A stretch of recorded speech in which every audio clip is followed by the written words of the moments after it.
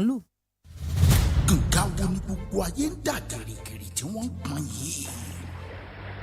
West Radio 89.3 FM kànga àgbẹ̀màgbẹ̀.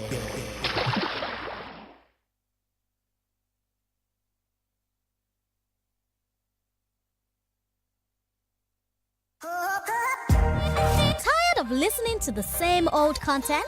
Tune in to Wells Radio 89.3 FM, the only radio other radio stations listen to.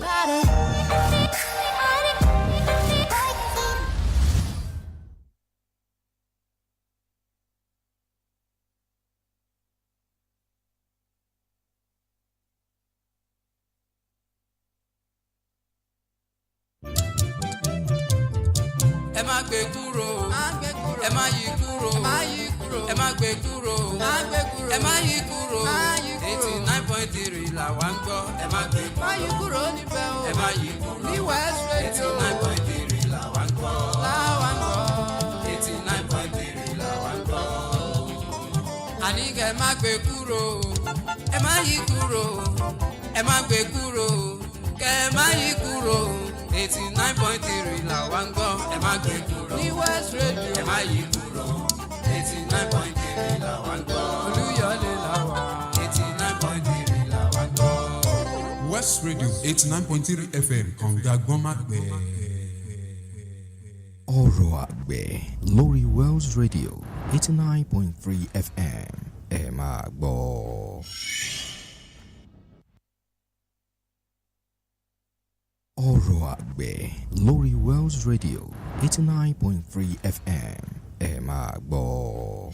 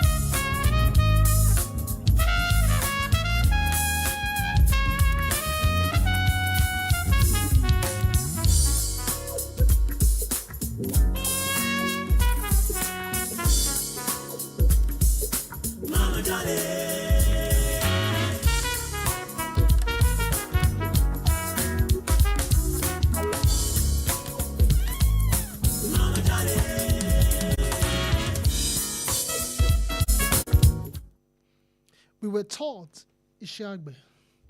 We think iṣẹ́ àgbẹ̀ daily. We act iṣẹ́ àgbẹ̀. We pass iṣẹ́ àgbẹ̀ from generation to generation. We expect to always harvest ọ̀rọ̀ àgbẹ̀. Ọkọ wa ní iṣẹ́ àgbẹ̀. À ń ronú iṣẹ́ àgbẹ̀ lójoojúmọ́. À ń ṣe iṣẹ́ àgbẹ̀. A tún ń gbélé ọmọ láti ìrandíran lọ́wọ́. A dẹ̀ ń retí láti rí ọ̀rọ̀ láti iṣẹ́ àgbẹ̀. But kí ni kan ṣẹlẹ̀? Bí a ṣe ń ṣe tó, nǹkan tí a rò pé a máa rí kọ́ là ń rí. Kí ló wá ṣẹlẹ̀? A jẹ́ pé ká máa kíra wa káàsán ní gbogbo ibi tí afẹ́fẹ́ ìkànnì yìí tí ó fẹ́ dé. West Radio 89.3 FM ní kànga agbọ́nmágbẹ, kànga tó kún fún ọgbọ́n, ìmọ̀ àti òye, kànga tí ò lè gbẹ láíláíláíláíláí. A kí àwọn olùdarí ìkànnì yìí àti àwọn lọ́gàlọ́gà ní ẹ̀ka kọ̀ọ̀kan àti àmọ̀jú ọlọ́wọ́ bọ́tì wa fún tòní Stephen Ige ọ̀kan lọ́mọ ni. Ṣàbà wáyà fún kíákíá kó lè kúrò ń báṣẹ́ lọ. Àti gbogbo ará lọ́kọ̀ọ̀kan. Inú wa dùn púpọ̀ láti kí yín káàbọ̀ sí orí ètò ọ̀rọ̀ àgbẹ̀ on West Radio 89.3 FM. Orúkọ tèmi ni Daniel Ogunsola tí a ń pè ní Dikin Dan lórí afẹ́fẹ́. A mọ̀ pé ẹ̀yin fẹ́ kí ọjà yín kí ó kó gọbọi, kí ajé, kí ẹrítajé ṣe, kí ẹrítajé lò. Torí náà a ṣe ní pé kẹ́ gbé ọjà yín wá sórí ètò yìí. Ká bá yín kéde, ká bá yín fọn, kí aráyé tọmọdé tàgbàlagbà kí wọ́n kàn bú wìtìwìtì, kí ajé kó bùgbà yín jẹ. Ẹ lè kàn sí wa on 07087498271. 07087498271. Ẹ jẹ́ ká bá yín ṣe ìpolówó ọjà yín kí ọjà yín kó bùgbà jẹ. Kí inú yín dùn, kí inú tàwa náà kó sì dùn. Ẹ lè lọ sí lórí ẹ̀rọ ayélujára wa náà kẹ́ máa wà ńbẹ̀. Facebook wa West Radio 893 fan page àti on YouTube too. Ibẹ̀ pápátá la wà. Ẹ lọ sórí website wa náà www.westradio893.com. Ẹ máa gbọ́ wa ńbẹ̀ náà. Ẹ sì máa wà ńbẹ̀. Kíá inú yín yóò dùn pé kankan sì lóòótọ́. Ètò tòní àjọ máa ṣe ni.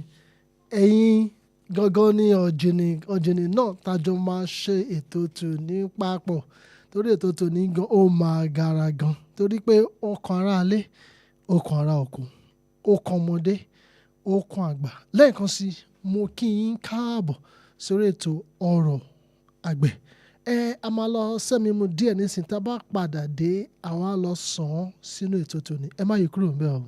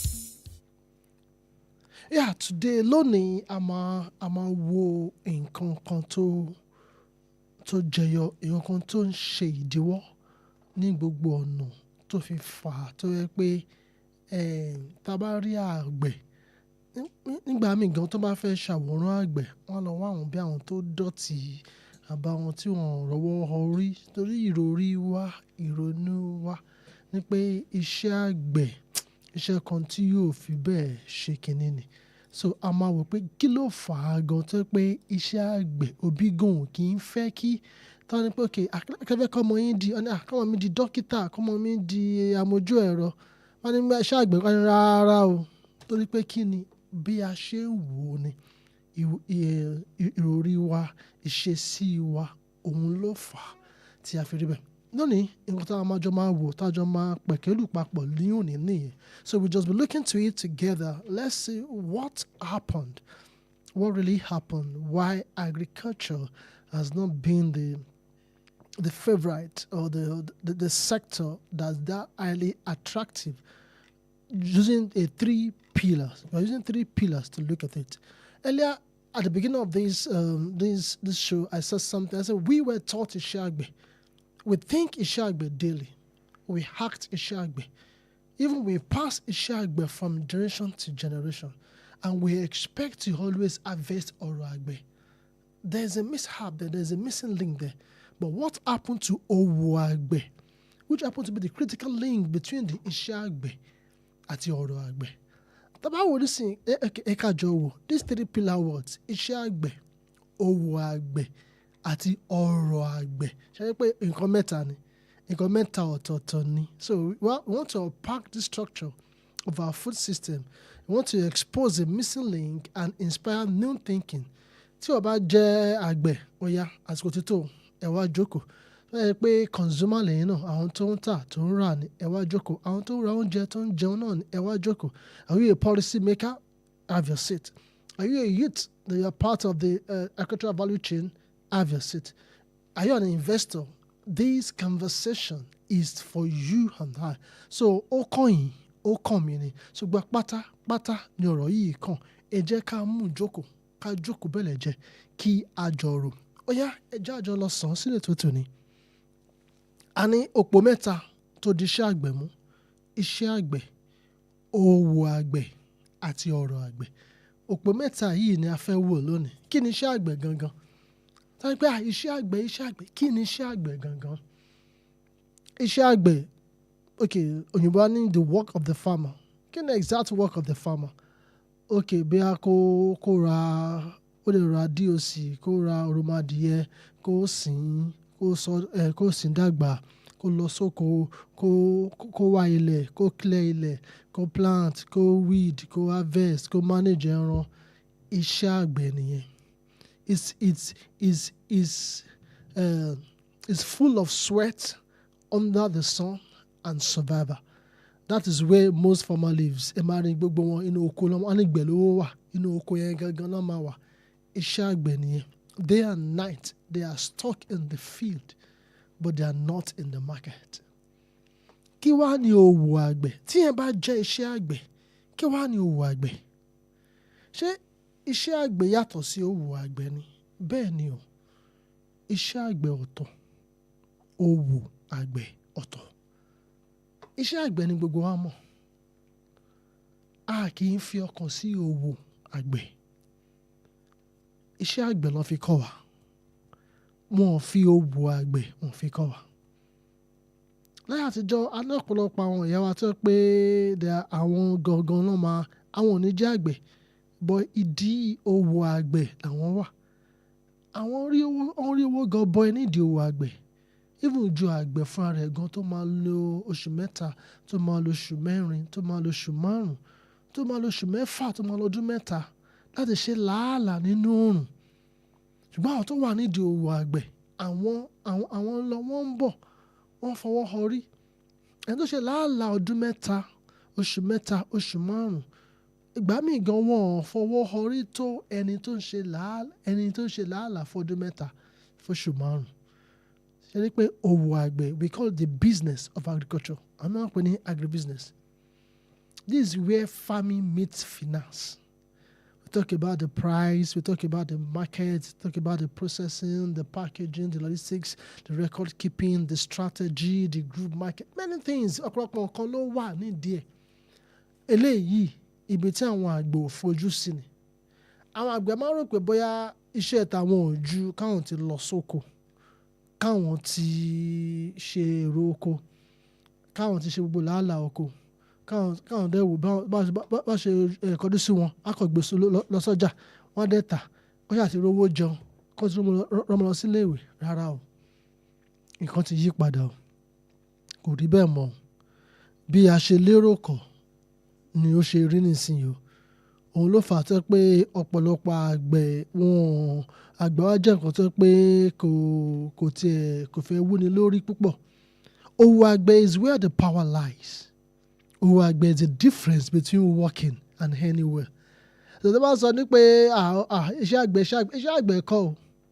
Òwò àgbẹ̀ gangan is where the power lies. Is the difference between working hard and have money. So now tá a bá ti rí iṣẹ́ àgbẹ̀ àti rí òwò àgbẹ̀, kí wá ní ìkẹta? Kí ni òpó kẹta tó di iṣẹ́ àgbẹ̀ mú? Òun ni àwa pè ní ọrọ̀ àgbẹ̀, the wealth of agriculture, the wealth of agriculture. So ibẹ̀ gangan, that is where we all desire. Ibi tó dùn gangan nìyẹn. Tẹ bá rẹ̀ tó fọwọ́ họrí tínú ẹ̀ dùn tọkàn ẹ̀ balẹ̀ tí gbogbo nǹkan lọ dé. Kò ṣe pé iṣẹ́ àgbẹ̀ ló ṣe o.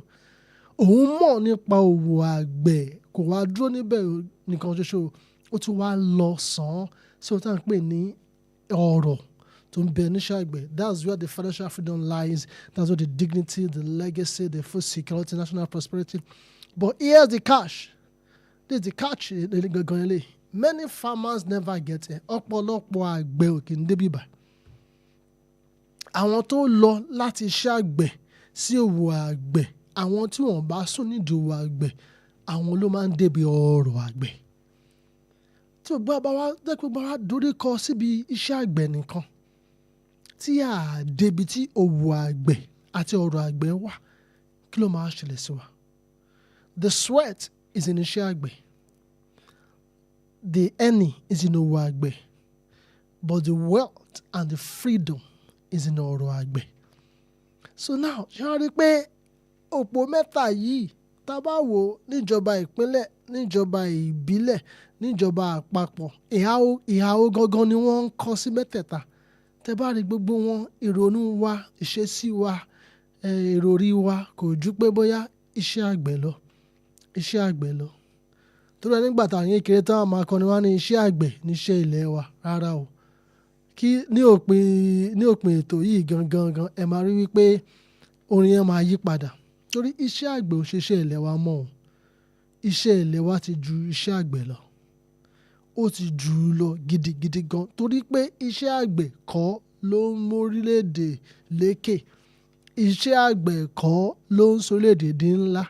Iṣẹ́ àgbẹ̀ kọ́ ló ń sọ àgbẹ̀ di ńlá. Iṣẹ́ àgbẹ̀ kọ́ ló ń gbórí àgbẹ̀ sókè. Tágbẹ̀ bá dánu dúró sí iṣẹ́ àgbẹ̀ kò lè owó orí o. A máa róúnjẹ jẹ o, ṣùgbọ́n kò lè rí láyé gbé. Yóò rí pé iṣẹ́ àgbẹ̀, òwò àgbẹ̀ àti ọrọ̀ àgbẹ̀ ni. Now let's look at what we call the missing link. Missing link yẹn gangan ni òwò àgbẹ̀. Tí ò bá sí òwò àgbẹ̀, kò sí ọrọ̀ àgbẹ̀. Tí kò bá sí òwò àgbẹ̀, kò sí ọrọ̀ àgbẹ̀. So what's the missing link exactly? The missing link is the bridge between the sweat and the sources, which is the business intelligence and the fairness, which is òwò àgbẹ̀. Òwò àgbẹ̀ gangan ni kókó. Because too many farmers, they produce what they can, not what market needs. Ìgbà míì gan-an máa kọ, okay, mo fẹ́ gbin ata ni, mo fẹ́ ṣàdìyẹ ni. Ṣé nǹkan tí ìlú fẹ́ gangan ni mò ń ṣe? Ṣé bọ́n ṣe fẹ́ ẹ ni mo ṣe ń ṣe? Ó sọ pé nípa ìlú kò ń ṣe nípa tiwa nìkan o. Okay, níbi ọdún 2-3 sẹ́yìn nísìnyí, a rí pé oníṣẹ́ kòkó, iṣẹ́ kòkó, owó wà ń bẹ o. Iṣẹ́ kaṣú owó wà ń bẹ o. Kòkó àti kaṣú tó owó wà ń bẹ. Kò ń ṣe gbígbìn yẹn ni owó wà o. Òwò tó wà ní ìdí ẹ̀ ibẹ̀ lówó wà o.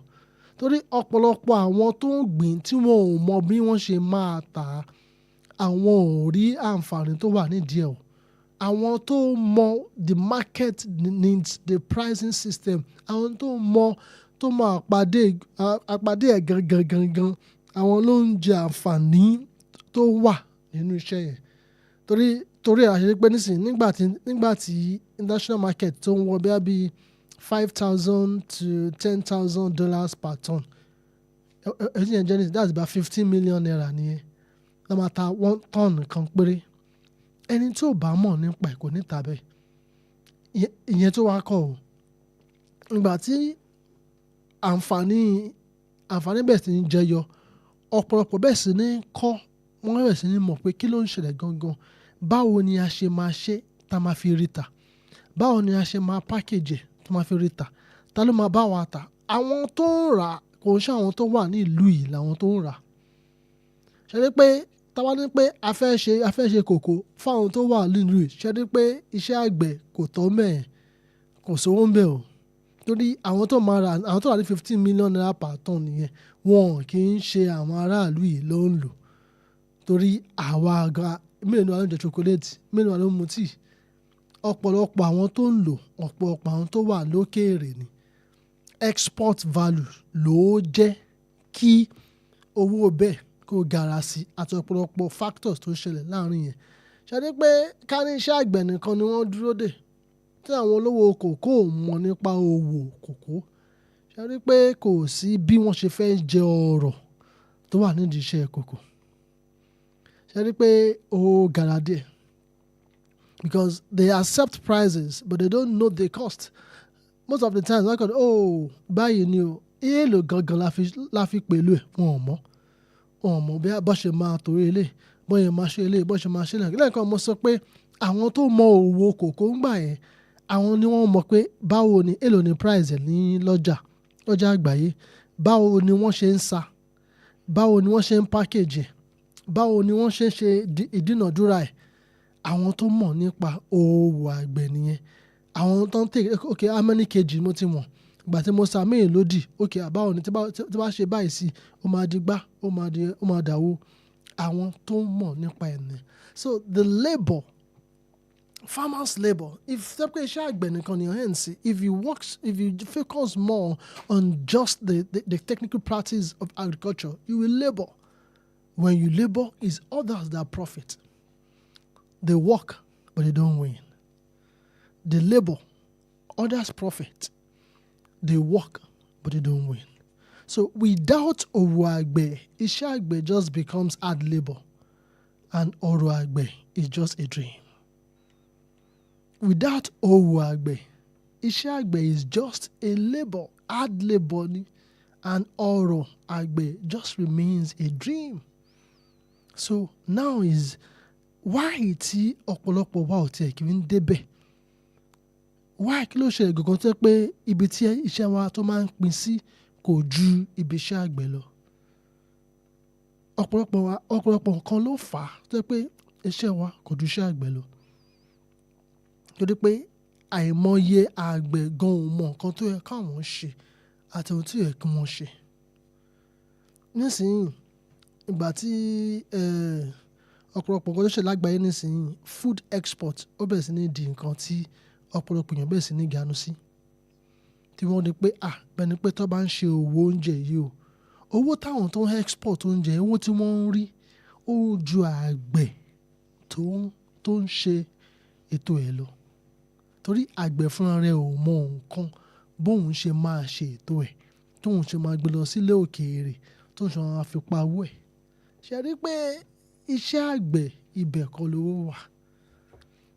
Ohun tó dùn lọ́pọ̀lọpọ̀ ni pé a máa ráwọn àgbẹ̀ wa pé wọ́n ṣe làálàá wọ́n ṣe wàhálà síbẹ̀ wọn ò rí tajé ṣe wọn ò rọ́nà lọ tó ló dẹ̀ fà torí ìgbésẹ̀ àti ìlànà bí wọ́n ṣe ń ṣe kò ń ṣe nǹkan tó lè mú ìlọsíwájú gaara dé bá iṣẹ́ tí wọ́n ṣe ni.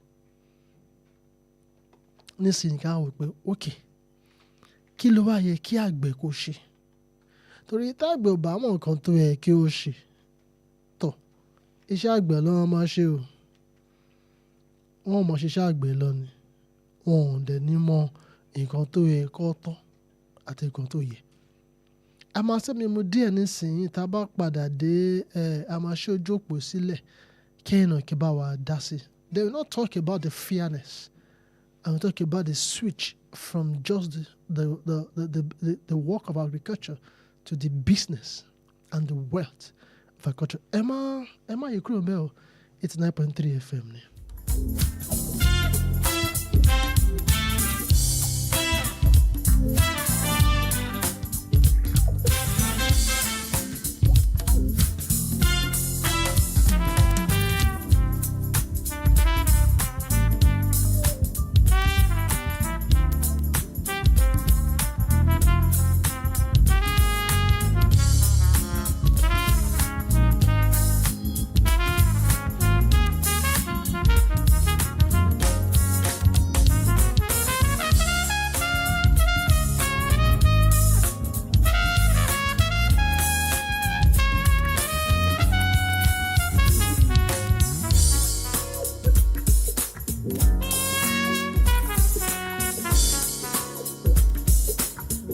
Ẹ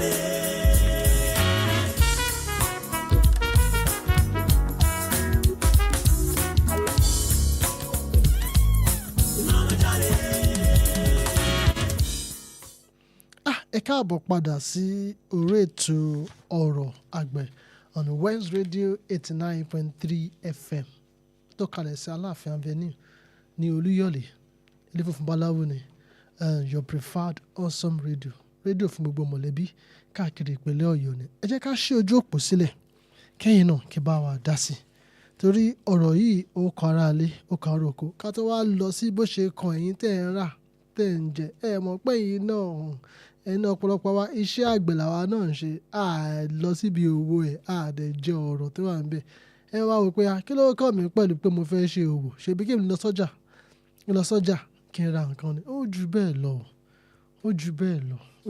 lọ so a máa ṣojú òpó sílẹ̀ nísìnyí ẹ lè kàn sí wa ní 0916-893-1000 0916-893-1000 0915-3334-893 0915-3334-893 then 0911-3333-893 0915-3334-893 0911-3333-893 and 0916-893-1000 ojú òpó tó wà nìyẹn ẹ kàn sí wa ẹnu ẹ̀ bá wa dá sí kájọ jomi tó ọ̀rọ̀ lórí ètò yìí ẹ ká lọ sàn lẹ́ẹ̀kan sí nígbà lẹ́yìn independence or post independence then we have the cocoa period, the cocoa boom, the groundnut boom, oil palm boom and the likes.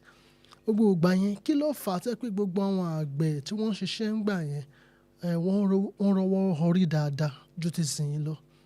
Ìgbà yẹn system wa wọn ò dúró sí ìdíṣẹ́ àgbẹ̀ nìkan wọ́n mọ̀ nípa òwò àgbẹ̀. Báwo ló ṣe mọ̀? There's something they call cocoa board nígbà yẹn.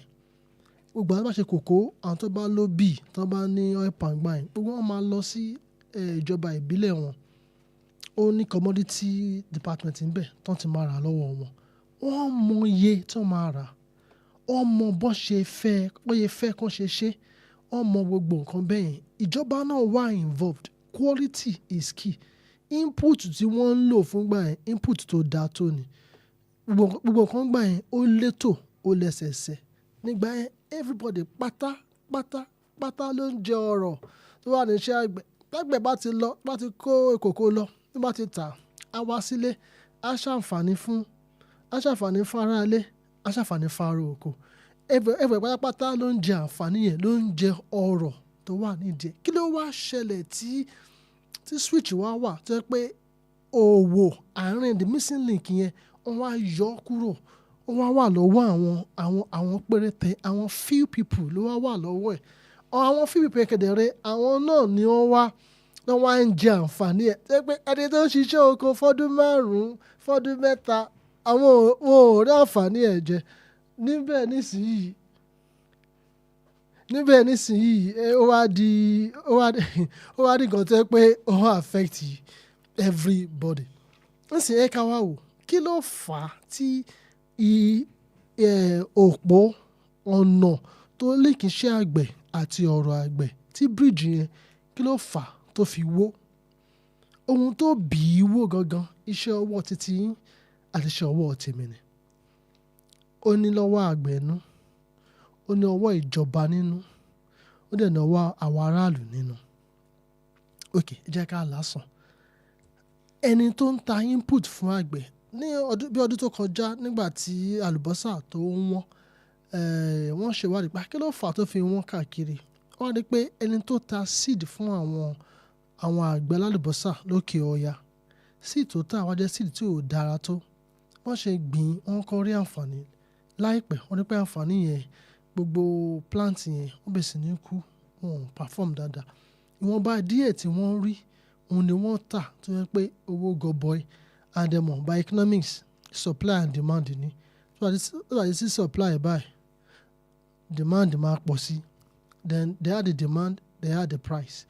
Ṣe rí pé nǹkan tó ṣẹlẹ̀ bẹ́ẹ̀ ń pẹ́rẹ́ àwa pè ní fairness nísìnyí the input seller kò rò wípé òun ti kó bá àgbẹ̀. The few tí wọ́n rí gan owó tí wọ́n rí kúpù náà kò lè tó owó tí wọ́n ná láti fi ṣe. If you put value into the hours spent by farmers to produce a 1 kg of a certain produce, ṣé mọ̀ pé kò ń ṣe tá à ń ra ìlà máa rà. Tí àgbẹ̀ bá fi value sí iye hour tó ń lò, nísìnyí wọ́n máa ṣe tomato fún oṣù mẹ́ta. Ẹ jẹ́ kí àgbẹ̀ náà kó wá sanwó oṣù mẹ́ta fún ara ẹ̀, kó san fún àwọn ọ̀rẹ́ àwọn ọmọ àti ìyàwó tó ń bá ṣiṣẹ́, kó sanwó oṣù mẹ́ta yẹn fún ẹni tó ń bá ṣiṣẹ́, kó sanwó owó lílọ bíbọ̀ owó mọ́tò tí wọ́n ń ná, ẹsẹ̀ tí wọ́n fi ń rìn nísìnyí kó value transport yẹn náà pé okay o transport tó máa cost wa iye báyìí ni o tá fi lọ tá fi bọ̀. Ṣé mọ̀ pé iye tí à ń rà yìí kọ́ la máa rà. Gbogbo pátápátá la máa mọ̀ pé iṣẹ́ ńlá ni iṣẹ́ tágbẹ̀ ń ṣe. Torí pé àgbẹ̀ ò mọ iye tó ń ná ló jẹ́ ká rò pé bóyá kò sí nǹkan kan nídìí ẹ̀. Ẹni pé òwò àgbẹ̀ níbẹ̀ yìí bridge yẹn nísìnyí ó ti gé. Àwọn input seller àwọn ò kọ̀ kí òru dọ̀sán tí wọ́n ò jú kán ti tà kán ti rérè lọ. Bí àkàn tí wọ́n ń tà bí àyẹ̀kan tó máa ṣe àgbẹ̀ lóore ni àbí ó máa ṣe àkùdé bá iṣẹ́ àgbẹ̀ ni kò kàn wọ́n. Kí ó dẹ̀ fà torí ìjọba tó yẹ kó ṣe agbátẹrù torí pé nǹkan tí wọ́n ń kó wọlé nǹkan tí wọ́n ń produce ó jẹ́ nǹkan tó tọ́ tó yẹ. Ẹni tó ń blend fertilizer tó pé impurity inú ẹ̀ gan ó pọ̀ ju fertilizer lọ. Tó bá lo 1 kg àǹfààní tí plant gan máa rí gan kò tó 50%. Àgbẹ̀ láti lo mọ̀ kó tó lè yí tomato. Ṣé rí pé àwa náà àti ìjọba àgbẹ̀ pátápátá la ṣe àkùdé bá àǹfààní tó yẹ kó jẹyọ láàrin ẹ̀. Ìjọba ti sùn. Èyí pé ìjọba sùn nìkan àwọn ìjọba hàn ọ̀run. Àwọn àgbẹ̀ náà torí pé òye náà tún tó àwọn náà tún mọ̀. Ìwọ̀nba àwọn tó dẹ̀ wá mọ̀ nínú wọn kẹ̀dẹ̀rẹ́ àwọn náà dẹ̀ fẹ́ káwọn tó kù náà kan mọ̀. Àwọn tó dẹ̀ wá mọ̀ òwò àgbẹ̀ àwọn ń take advantage àgbẹ̀ nítorí tí àgbẹ̀ ò mọ̀. Àìmọ̀ àgbẹ̀ ó ń jẹ́ káwọn tó mọ̀ nípa òwò wọ́n ń take advantage wọn. Middlemen ń take advantage wọn. Àwọn tó ṣiṣẹ́ àgbẹ̀ ní the big guys àwọn ọmọ bí àwọn ṣe ń ṣe táwọn ṣe ń lọ tán ṣe ń bọ̀ tí àwọn ọmọ òwò àgbẹ̀ they know the business of agriculture so they are maximize the benefits that reside in the sector. But ọ̀pọ̀lọpọ̀ àwọn tó kù àwọn smallholder call them smallholder farmers. Most of these guys they don't even understand what the business of the enterprise entails. Wọ́n ti ẹ̀ mọ ọ̀nà tó fẹ́ gbé gbà tí wọ́n ò jú kọ́ lọ sóko kí wọ́n ti bọlẹ̀ kán fomi sí kán fajílẹ̀ sí gbádẹ oṣù mélòó kan kán harvest kán lọ tà á lọ. Gbogbo nǹkan tí ó fi fà iye báyìí àwọn ò mọ̀. Àwọn tó mọ̀ kẹ̀dẹ̀rẹ́ àwọn á ń jẹ àǹfààní ẹ̀ wọ́n ra ń kó lọ. Tẹ máa rí pé àwọn Chinese àwọn láti ilé òkèrè ọmọ wa sílùú wa ọmọ wa kó èrè oko wa wọ́n á kó ginger wa wọ́n á kó turmeric wa wọ́n á kó kòkó wa wọ́n á kó gbè wọ́n ra kó lọ wọ́n á fún lówó péréte wọ́n bá kékeré tó bá fún ní wọ́n máa ti dùn pé wọ́n ti lówó láì mọ̀ pé owó tó ń fún wa àwọn ọmọ òwò tó wà ńbẹ̀ àwọn ni wọ́n ń jẹ ọrọ̀ ọbẹ̀ àwa là ń ṣiṣẹ́ ẹbẹ̀. Ṣé dé pé tá a bá wò lóòótọ́ pé àwa fúnra wa là ń ṣe àkùdé. Let's look at the fairness now. Fairness is a big question we need to look at when it comes to the 3 pillars that uphold agricultural system. Now, ẹni tó ń ta input òun kò kàn kí ilẹ̀ ṣú kí oòrùn kí ọ̀sán di alẹ́ ní tiẹ̀ gbé wọn kan. Ìjọba náà tó máa ti fa fertilizer méjì tútù bá sí ẹgbẹ́ wọn ní ìkan tó bá ìròrí táwọn fi wo àwọn àgbẹ̀ náà nìyẹn. Àwọn àgbẹ̀ náà tí àwọn náà kò kàn àwọn náà mọ̀ bí a kan spray lónìí torí ẹ̀ máa rẹ́ lòmíì tó máa ra ọsàn tó máa mú òmò tó máa fi fọ ọsàn tó máa tà fún àwọn tó fẹ́ rà. Máa rẹ́ lòmíì tó máa mú áìpò tó máa fi ṣe ẹ̀gẹ́ tó fẹ́ kó funfun tó máa tà fún àwọn tó máa jẹ. tó ẹ máa rẹ́ lòmíì tó máa mú àwọn chemicals ẹ mọ̀ pé ó lè ṣe àkùdé bá àlàáfíà àwọn èèyàn wọ́n máa tà fún wọn. ṣé o rí pé gbogbo wa pátápátá la ní ipa tí ò dáa tó tí à ń kó tó máa ń jẹ́ kí afárá tó yẹ kó gbé wa lọ síbi tí ọ̀rọ̀ àgbẹ̀ wà, afárá yẹn wá gé sí méjì. Ó wá di pé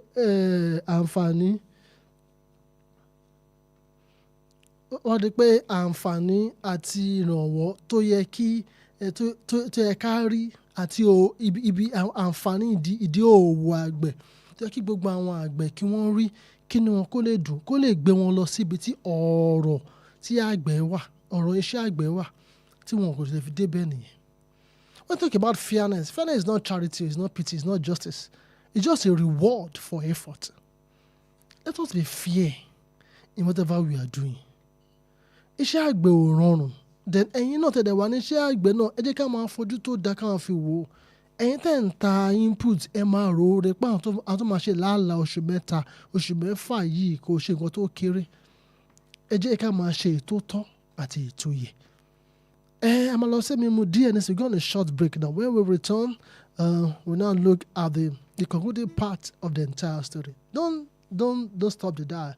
West Radio 89.3 FM.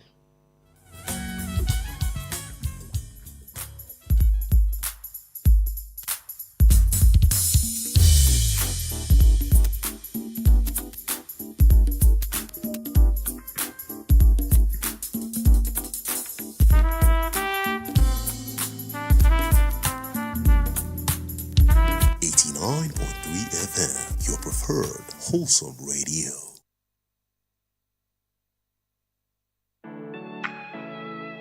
Give your child the gift of excellence at Junior's International School, Alafin Avenue, Oluyole Estate, Ibadan. Are you searching for a school where top quality education meets care, love, and safety? A school where skilled professionals ignite young minds in an environment that stimulates learning, creativity, and moral growth? Do you desire a school that offers rich academic curricula designed to prepare your child for local and international examinations, opening doors to future success both within and outside Nigeria? At Junior's International School, we don't just educate, we discover and nurture each child's unique aptitude while molding them into highly productive global citizens driven by godly principles. Join us on the journey of raising tomorrow's leaders. Admission test into pre-nursery to year 5 holds on Friday, 1st August 2025. Venue, Junior's International School, Alafin Avenue, Oluyole Estate, Ibadan. Time 9 a.m. Admission forms are available online at www.juniorsinternationalschool.com or at the school premises. Junior's International School, Center of Excellence.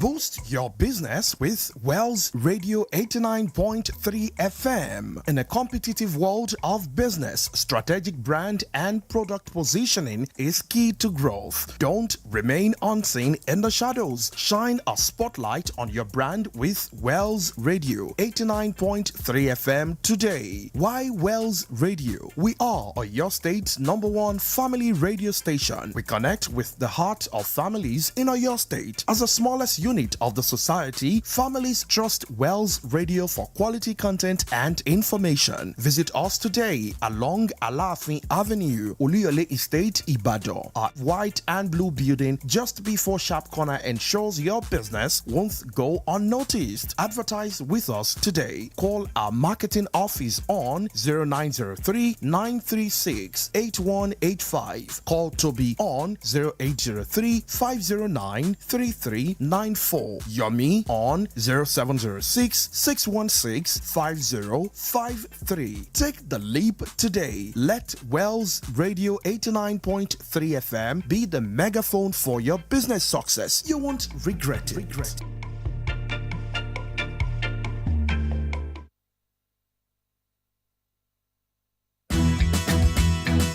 It is time for you to move forward. There is a reason for which God put you where you are. You need to find it so that you can live a life of impact. It's something new on Wells Radio 89.3 FM Ibadan. Today is your day of freedom. Today is your day of deliverance. It's Moving Forward with Pastor Sarah, a 15-minute teaching of God's Word by Pastor Sarah Omaku, Senior Pastor, Family Worship Center.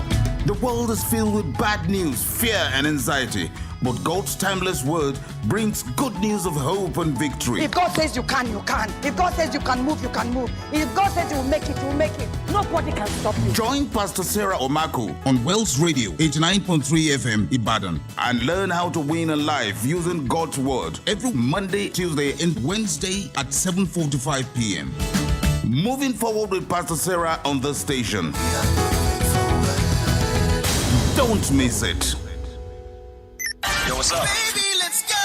Hey there! Want to stay connected to your favorite radio station? Follow us on social media for the latest updates, entertaining wholesome content, and behind-the-scene peaks. We're on Instagram at Wells Radio 893, Facebook Wells Radio 893 FM fan page, X Wells Radio 893. Follow our WhatsApp channel Wells Radio 89.3 FM. Get a scoop on upcoming shows, giveaways, and events. Also get to interact with your favorite presenters and share your thoughts on our posts and stories. Join the conversation and stay tuned into Wells Radio 89.3 FM, your preferred wholesome radio.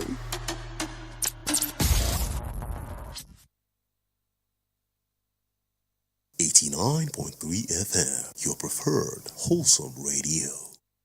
ORO AGBE lórí Wells Radio 89.3 FM ẹ máa gbọ́. ORO AGBE lórí Wells Radio 89.3 FM ẹ máa gbọ́.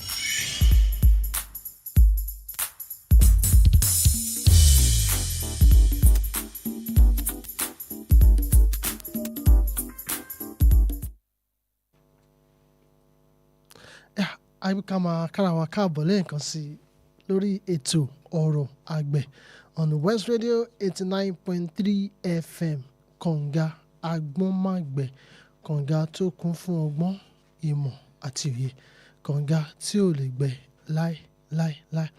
Látàárọ̀ la ti ń jomitoro ọ̀rọ̀ lórí òpó mẹ́ta tó di iṣẹ́ àgbẹ̀ mú iṣẹ́ àgbẹ̀ fúnra rẹ̀, òwò àgbẹ̀ àti ọ̀rọ̀ àgbẹ̀. Ọ̀pọ̀lọpọ̀ àwọn tó wà nídìí iṣẹ́ àgbẹ̀ nìkan ni a fi ọkàn sí. A mọ̀ wípé ibi tí àlàáfíà àtayọ̀ wà, ìdí òwò àgbẹ̀. Èyí ló dẹ̀ máa tọ́ka wá síbi tí ọ̀rọ̀ àgbẹ̀ wà. Àwọn tó ń ra oúnjẹ lè máa rò wípé ṣèbí kémi kàn lọ sọ́jà kémi ra oúnjẹ ni, kí ló kàn mí pé bí àwọn èmi náà ń ṣiṣẹ́ àgbẹ̀ àbí mò ń ṣòwò àgbẹ̀ àbí mò ń jẹ ọrọ̀ àgbẹ̀. Ẹ jẹ́ ká ṣíra wa ní lọ́gọ̀ ẹnu. Nísinsìnyí tẹ́ bá wò, ẹ̀yin lọ sọ́jà ẹ lọ ra ọjà, nǹkan tẹ́ lọ rà ẹ mọ bó ṣe pẹ̀lú ẹ mọ gbogbo nǹkan tó papọ̀ mọ nǹkan ń bẹ̀. Ṣé rí pé ṣòwò ń bẹ̀ o, iṣẹ́ àgbẹ̀ lẹ́kọ̀ọ́ ṣe, nítorí ẹni tó bá ṣòwò gbọ́dọ̀ jèrè. Èrè tẹ́ ń gbọ́dọ̀ jẹ́ ni pé owó tẹ́ bá ń ná ó gbọ́dọ̀ ní àǹfààní tó fún nǹkan tẹ́ rà. Because the business of it is your ability to get the right produce for the right price and the right quality. Ṣé rí pé tẹ́ ẹ̀ bá ti get ẹ̀ bẹ́ẹ̀, ẹ̀yin náà ṣe òwò àgbẹ̀, iṣẹ́ àgbẹ̀ lẹ́kọ̀ọ́ lọ ṣe, ẹ̀kọ́ lọ sọ́jà, ẹ̀kọ́ rà, ẹ̀kọ́ jẹ ni. Nísìnyí ọ̀rọ̀ tó wà ń bẹ̀ that will help that will at least satisfy you, release the nutrients to you to be able to have health and vitality. All those opportunities will not be available because what? You didn't participate in the business of it. Just went there, just make the purchase, just eat it without having a detailed knowledge that what am I eating? Kini mo ń jẹ? How is what I'm eating being prepared? A ò ní ìmọ̀ yẹn rárá. A kò pé kákọ̀ sọ́jà adébìkan ọkọ̀ ṣóúnjẹ àmọ́ bí omi tó fi ṣóúnjẹ yẹn gan, bí omi tẹ́ pé kò dáa tó, adé máa mú a máa jẹ. Tó bá ṣe díẹ̀ nísìnyí bí àìsàn kan dé, wàhálà kan dé, ṣe rí pé àwa náà iṣẹ́ àgbẹ̀ la kò dúró sí, àjẹ àǹfààní àti ọrọ̀ tó wà nídìí iṣẹ́ àgbẹ̀. Ìjọba náà ní í ṣe láti ṣe o. ẹ̀yin ìjọba ẹ̀ṣẹ̀ tó pọ̀ láti ṣe torí ẹ̀yin ni Ọlọ́run fi àkóso orílẹ̀-èdè yìí àtàwọn tó wà nídìí ẹ̀ lé lọ́wọ́ ìrànlọ́wọ́ ìtẹ̀lẹ̀ máa ṣe ó pọ̀ jaburata àgbẹ̀ ò ráyè wọn ò rí àǹfààní tó tó àti tó yẹ iṣẹ́ àgbẹ̀ nìkan ni wọ́n dúró sí wọn ò lè jẹ àǹfààní tó wà nínú òwò àgbẹ̀ kí ló fẹ́ cost ìjọba láti set up community board. Let the community board, the commodity board be able to have a standardize every processes to ensure that every produce tó bá jáde pátápátá ló ní good quality tó máa mú àǹfààní bá all the consumers. If it costs ìjọba to look into the post-harvest loss, ibi táwọn àgbẹ̀ ti ń sanwó tó pọ̀ jù nù. Tó bá harvest lónìí, tó máa dijọ́ kẹta nísìnyí bí tomato bí àwọn comparable ones ó ti bàjẹ́, wọ́n máa dànù ni. Wọ́n sanwó tó pọ̀ nù. That post-harvest loss gangan yẹn, kí ni ìjọba ń ṣe on the post-harvest system to ensure that the business of it that will lead to prosperity and the wealth in agriculture is not being eroded away by just a virtue of ignorance and the like. Ṣé rí pé iṣẹ́ tó pọ̀ gidi gan ni òpó yìí gangan òpó ńlá tó di iṣẹ́ àgbẹ̀ mú gidi ni bó ṣe kàn yín ló kàn gbogbo pátápátá àtàdẹ̀ ń fi òpó yìí ṣeré ó ń kàn mí lómi inú tó gbọ̀ ó ń kàn mí lómi inú tó pọ̀ ó ń kàn mí lómi tó pọ̀ ó ń kàn mí lómi inú tó pọ̀ gidi ni. Ìdùnnú tèmi ni pé àtọmọdé àtàgbà ẹnikẹ́ni tó bá wà nídìí àgbẹ̀ kó máa jẹ àǹfààní kó máa jẹ ọrọ̀ tó wà nídìí iṣẹ́ àgbẹ̀. Ìdùnnú tèmi ni pé ẹnikẹ́ni ó lọ sọ́jà ni ó ra nǹkan ni ó ṣe gbá ó ṣàwo ni kó jẹ àǹfààní tó rọ̀ mọ́ iṣẹ́ àgbẹ̀. Jẹ́ ká mú ìpè yìí. Hello. Ẹ ti wọlé o. Ẹ kú ètò orúkọ tèmi ní Ọlọ́run láti Olúyọ̀lé. Ẹ bá wa dá sí i. Ẹ̀ṣẹ̀ iṣẹ́ àgbẹ̀ ti pàtàkì gan bọ̀tẹ̀ àmójútó bó ṣe jẹ́ láti orí ẹ̀ pàápàá jùlọ àwọn ìjọba wa. Gẹ́gẹ́ bí ẹ ń sọ̀rọ̀ kan tó ṣe pàtàkì níbi irú post-harvest waste yẹn kí nǹkan kó máa ṣòfò lẹ́yìn tí àgbẹ̀ bá ṣe wàhálà láti takọ̀tọ̀ láti pèsè ẹ̀. Ẹ ṣe mọ̀ pé nígbà ayé Western region tẹ́bẹ̀rẹ̀ kí ni ìjà bí commodity board wà produce board wà tó yẹ pé lọ́rùn ni máa gba kíní lọ́wọ́ àwọn àgbẹ̀ tẹ́ bá ṣe tán tó yẹ pé ẹ gbà ó yẹ kí ìjọba láwọn bọ́ọ̀lù tó gbọ́dọ̀ sì já sílẹ̀ padà tó yẹ pé nígbà ọ̀pọ̀ wọ́n ó rà wọ́n ó kó pamọ́ nígbà ọ̀wọ́n wọ́n ó kó jáde. Ẹgbẹ́ gbogbo àwọn sáìlò wa kò sí kankan nínú ẹ̀. Storage ṣe pàtàkì nínú iṣẹ́ àgbẹ̀ torí bẹ́ẹ̀ yẹn produce nǹkan tó lè take care ìdájẹ́ ló máa ṣòfò ẹ wo ìgbà èso ẹ wo tó máa ń ṣẹlẹ̀ lÓgbómọ̀ṣọ́ gbogbo máńgò Ògbómọ̀ṣọ́ yóò wé sí ni gbogbo kaṣú yóò wé sí ni ẹ wo ìgbà iṣu yóò pọ̀ ẹ wo ìgbà àgbàdo ìbéèrè náà la máa fi gbogbo ẹ̀jẹ̀ tán tí ò bá sí ètò láti máa ṣe àwọn nǹkan wọ̀nyí lọ́jọ́ ká lè máa kó wọn pamọ́ kí ìjọba máa rà lọ́wọ́ àwọn àgbẹ̀ lásìkò ọ̀pọ̀ kán sì kó pamọ́ tó bá dìgbà tí nǹkan bá fẹ́ há káríkájí kán máa kà jáde kán máa kà ní guarantee price gẹ́gẹ́ bí n tẹ́ ń sọ wípé wọ́n fi ẹ wo bó ṣe ń lé ọjà wa náà jẹ́ bá dé àwọn ọjà wa láì dárúkọ tòmátòsì gbogbo nǹkan èbó ilẹ̀ là ń kó sí. tá a bá dé ìlú ìbò jáde ṣe kìíní gan ajá wọn ò lè jó oúnjẹ táǹtà Ọlọ́run nìkan ló ń ṣọ́ wa á lè ata sórí ilẹ̀ á lè àlùbọ́sà sórí ilẹ̀ á lè gbogbo nǹkan sórí ilẹ̀ lẹ̀ eṣiṣẹ́ máa kún mọ́tà máa kó eruku sí. gbogbo àwọn nǹkan pẹ̀lú kò ti yí padà ní this 21st century tó yẹ gbogbo amójútó ṣùgbọ́n àwọn ìjọba ò kọ́ bí ara ṣàgbẹ̀ ṣẹ́mi kó sọ owó níbi iṣẹ́ àgbẹ̀ tí n bá ta kìlómítà róòdù méjì mo lè di 3 billion mọ̀dẹ́lù lẹ́yìn fẹ́ náwó sí iṣẹ́ àgbẹ̀ tí wọ́n plagiarism tí ìjọba gbọ́dọ̀ mọ̀ yìí pé wọ́n gbọ́dọ̀ invest láti bọ́ aláàrú débi bá ń pa ìlú the first sign of poverty is hunger and solution to hunger is production kì í ṣe pé gbàtà ministry of agriculture fẹ́ pè pàdé àdúrà ẹ fàdúrà fàlàdúrà kán lọ dáko kán dákàdàkàdà kán open land ilẹ̀ wà kán gbé nǹkan kò sí tó kan ministry kan iṣẹ́ àdúrà fi sílẹ̀ fún Lagos imam and kán ló máa gbàdúrà káwọn dáko ni tí òjọba ò bá dẹ̀ kọ bí ara sí oko dídá ìbí ò mọ wọ à ń lò náà ni ìgbà mẹ́rin ti gbẹ́ síbọ̀dẹ̀ ibi náà ti ń kó bọ̀ yẹn ṣe wọ́n ń dáko wọn náà ni ìjọba ni kó bójútó iṣẹ́ àgbẹ̀ ẹ ṣeun. ẹ ṣeun gan ẹ ṣeun lọ́pọ̀.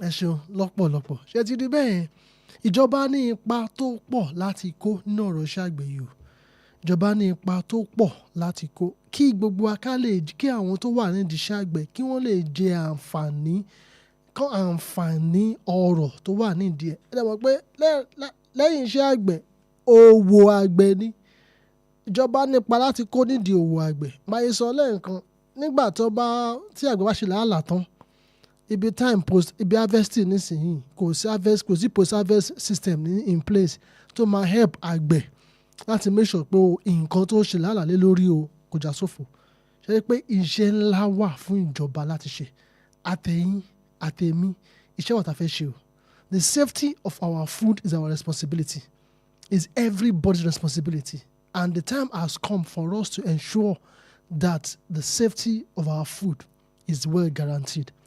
ORO AGBE is not a miracle. It's a fruit of Iṣẹ́ Àgbẹ̀ multiplied by the wisdom of ORO AGBE, wrapped in the power of fairness. To every farmer, don't just work, learn the business, build your voice. To every customer, pay attention, choose safety, and support locally. To every policy maker, build structures that reward effort, not exploit it. To ORO AGBE is not a miracle. ORO AGBE is a fruit of Iṣẹ́ Àgbẹ̀, multiplied by the wisdom of ORO AGBE, wrapped in the power of fairness. To every farmer, don't just work, learn the business, build your voice. To every consumer, pay attention, choose safety, support local production. To every policymaker, please, I beg you, build structures that reward effort, not exploit it. Iṣẹ́ Àgbẹ̀, this is the movement, is the moment.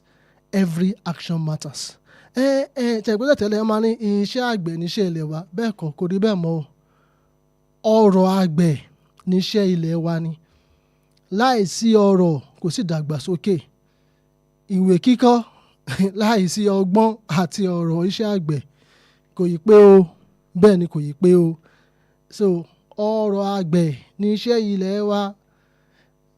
Láìsí ọrọ̀ kò sí ìdàgbàsókè.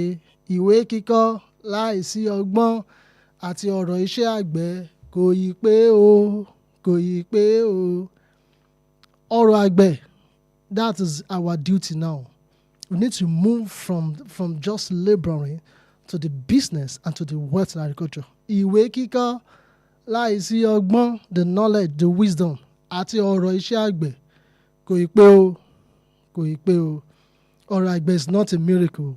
It's the fruit of Iṣẹ́ Àgbẹ̀, multiplied by the wisdom of ORO AGBE. Until business thinking enters the farm and value awareness enters the market, farmers will labor, consumers will eat, but no one will prosper. Yẹ ká mú ìpè yìí lẹ́ẹ̀kan sí ká tó máa lọ.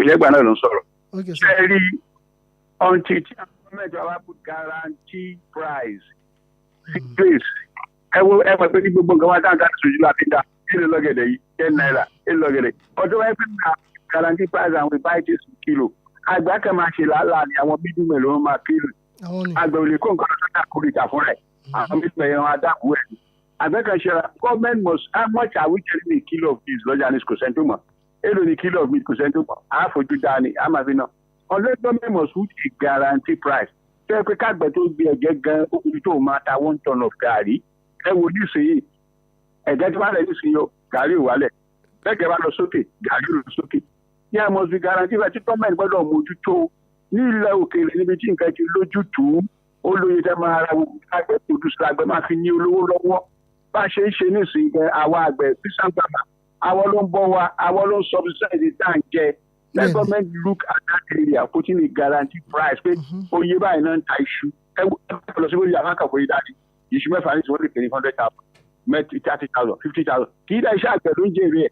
Àwọn middlemen. So let there be guarantee price that protect the farmers. Iṣẹ́ àti àgbẹ̀dẹ̀ ńlá agbóhùn ni láti jèrè ọrọ̀. Àwọn ìjọba gbọ́dọ̀ dá sí kọ́ protect àwọn àgbẹ̀ wa. Ẹ ṣe ẹ̀kú ètò. Ẹ ṣe gan bàbá, àmàrí yín bá. So please government, we need to do so much. Now farmers ò jẹ àǹfààní tó wà nídìí iṣẹ́ tí wọ́n ṣe débi ọ̀rọ̀ if gan tí ẹ̀ mọ̀ bí o because in the business forecasting is part of the business. Àgbẹ̀ ò lè sọ pé tó tí n bá ṣe 10 acres o mo mọ iye tí mo máa ta 1 kg of cassava tubers, mo mọ iye tí mo máa ta 1 kg of maize tí bá harvest, mo mọ iye tí mo máa ta 1 kg of tomato, mo mọ iye tí mo máa ta 1 kg of pepper. Wọn ò mọ̀ because kò sí control price, kò sí guarantee price. Àwọn kọ̀ọ̀kan tó kọ̀kọ́ra wọn jọpọ̀ tí wọ́n mọ àpàdé àti àlùdé òwò àgbẹ̀, àwọn ni wọ́n ń jẹ àǹfààní gbogbo òwò yẹn tó dẹ̀ ń gbẹ́nu lọ síbi ọ̀rọ̀ àgbẹ̀. Wọ́n dẹ̀ ṣẹnu múyẹ́. Àwọn àgbẹ̀ wọ́n dẹ̀ ń jìyà lóko. Kò yẹ kó rí bẹ́ẹ̀ o. That's not fairness. That's why the government needs to rise up to the task and do the right thing at the right time. Until next week again, as we continue to challenge the system, inspire the grassroots, and create a new path to agricultural justice. Until then, I remain Daniel Ogunsola. Keep farming, keep thinking, keep rising. But every action matters. Always remember that every action matters. Gbogbo ìgbésẹ̀ tá à ń gbé pátápátá ló ṣe kókó o. Gbogbo alálẹ̀tọ̀ sí ọ̀rọ̀ tó wà nídìí iṣẹ́ àgbẹ̀. Ẹ má yẹ ká dó sí iṣẹ́ àgbẹ̀ nìkan o. Let's move from iṣẹ́ àgbẹ̀ to òwò àgbẹ̀ that we can maximize ọ̀rọ̀ àgbẹ̀. I am Daniel Ogunsola. Till next week again, keep doing the right thing and every action matters.